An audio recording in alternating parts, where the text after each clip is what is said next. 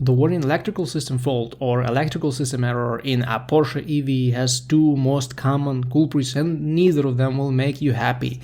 The most common reason for this is that one of the cells in the high voltage battery has gone bad for some reason, and now the battery won't be able to work at its full potential. The warning comes in red color, so it means that the problem is serious and you should stop driving your vehicle once you can safely stop. The system can control all the functions of the battery, and it may get overheated, which will cause even more damage. The second possible culprit is an isolation problems and leaking power from the high voltage battery, which is also dangerous and unpleasant. Unfortunately, there is nothing you can do on your own when you see this fault, but still there are a couple of things you may want to know about. First of all, for most markets, Porsche offers quite an extensive warranty for the high voltage battery system of 8 years or 150 or 100,000 miles, whichever comes first. So you need to call the dealership and have them organize towing your car to the service department, or pay for the tow truck you will get. Secondly, all inspections and repairs must be covered by the HV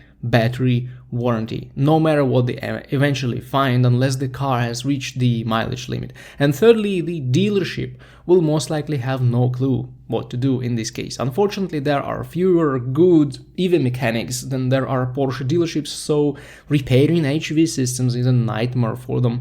They will most likely contact the Porsche main dealer in or Porsche Germany, and it will take a month or two to diagnose your vehicle. So what you should do is to contact Porsche main dealer in your country once you get any answer from the dealership and start the case with them.